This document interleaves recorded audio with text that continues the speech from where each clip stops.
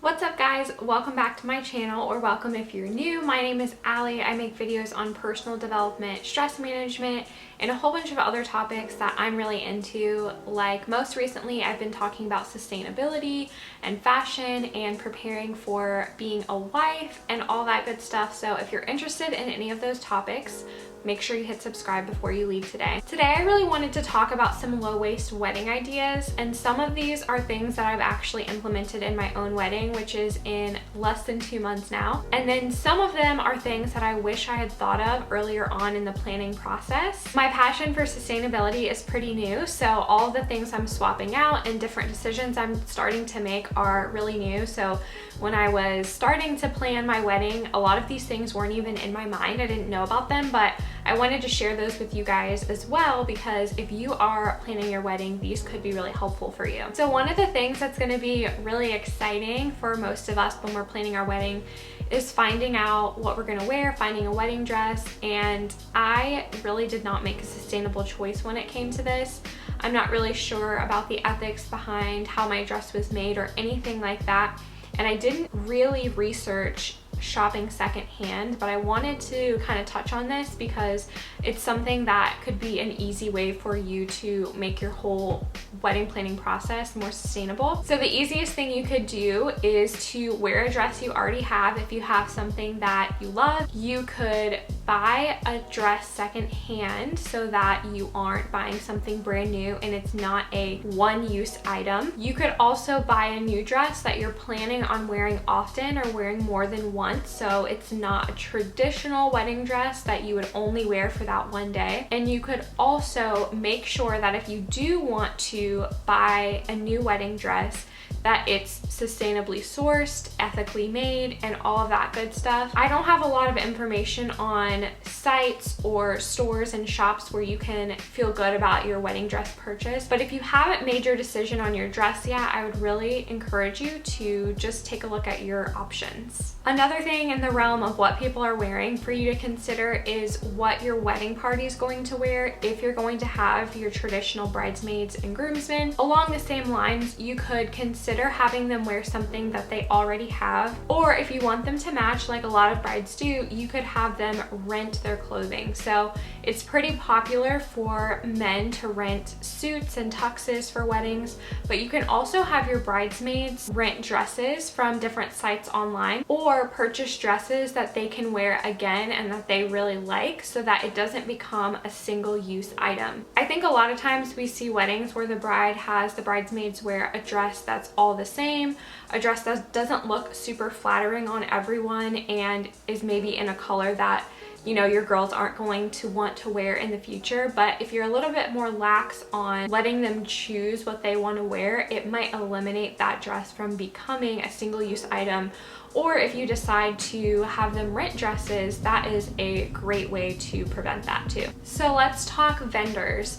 I really, again, in the beginning of my wedding planning process, really wasn't considering any of this stuff. So this is all knowledge that I've learned since then, and since I've made some of my decisions. But as far as vendors go, it is more sustainable and eco-friendly if you hire local vendors so that they don't have to travel to come to you. One of the things that I'm really excited about for our wedding is that we decided not to invest in traditional flower arrangements. I think if you do want fresh flowers, your best option would be to go to a local florist, but we really didn't care very much about having fresh flowers, and we couldn't justify spending so much on a florist when a lot of that would go in the trash at the end of the night. So I found this company called Something Borrowed Blooms. I'll leave their link in the description.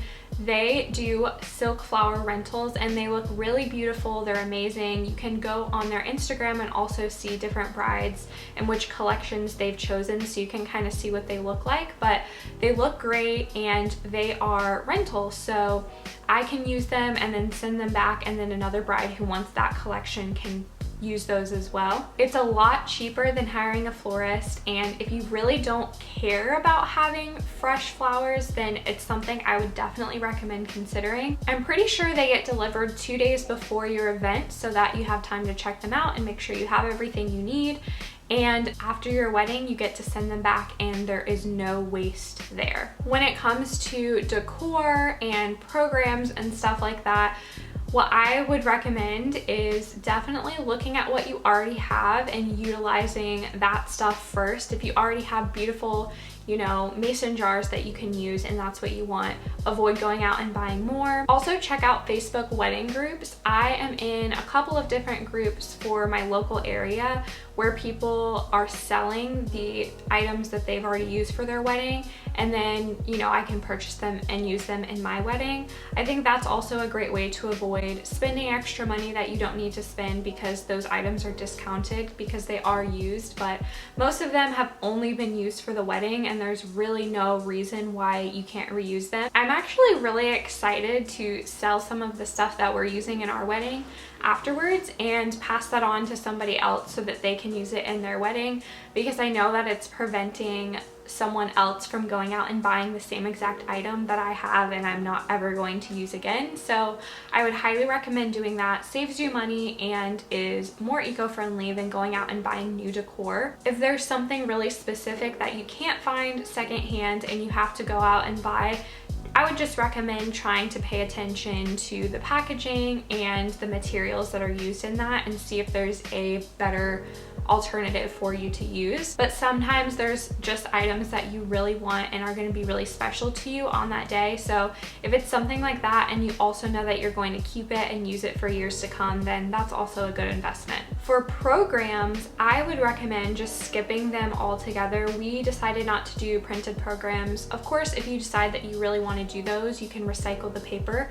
You could also get them printed on recycled paper, but we decided to go without them completely, and we just have a sign that's going to have the order of events for the night so that we don't have to use all of that paper, and no one's really going to want to keep that anyways, I wouldn't think. So we just skipped it altogether. For linens and napkins and things like that that you might need for your dinner at your reception, you can definitely rent those so that you don't have to buy more materials and then have like a stock of tablecloths and napkins and things that you aren't going to use. So our venue actually provides those to us and we can pay extra to get different varieties of them, but we just went with the standard package that came with our reception, and we know that those are going to be used again and again by other couples who have their weddings there. Another thing to consider early on in the process when you're choosing your venue, or even later on when you see this or this idea comes to you,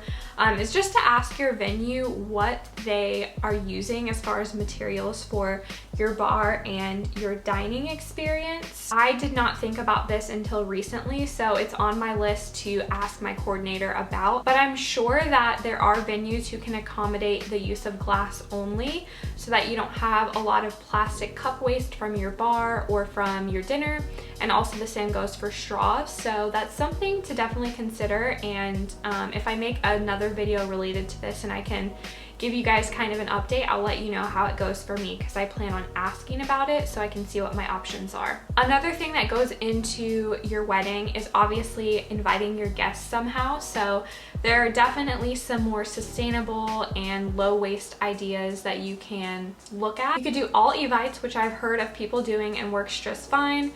We did evites for our engagement party, and we also did those for save the dates because we didn't feel like printing them out, and then we also saved on paper there. Or if you really want to have printed invitations, you can consider recycled paper. And then the last idea that I came across that I wanted to kind of share with you guys, and I'm not sure if we're going to communicate this to our guests or not, but it's a good option, is to ask your guests not to bring gifts. This is especially helpful if you are super minimalist or you already have a lot of the things that you need to start your life together and you don't really need a lot of things. You can ask guests to instead contribute to a honeymoon fund or a cash fund for specific items that you guys need, or travel, or whatever you want them to contribute to. You could also go a step further and ask that your guests don't bring gifts in cellophane or gift wrapping that is not able to be recycled. I heard that idea from someone here on YouTube who had more of a a sustainably themed, for lack of better words, wedding, where everything that went into their wedding, sustainability and low waste or zero waste, was considered. So it wasn't an odd ask for them to include on their invitations, because their guests knew that they were coming to a zero waste, sustainable wedding. Let me know in the comments below if you plan on using any of these ideas in your wedding planning process. Like I said at the beginning, I wish that I thought of this stuff earlier on before we signed contracts and made decisions about things that aren't as sustainable, but I hope you guys took something from it and maybe learned some things or got some ideas of things that you hadn't thought of before. Thank you guys so much for watching today. Make sure you hit like and subscribe before you leave so you don't miss my upcoming videos, and I'll see you guys on Tuesday. Bye guys.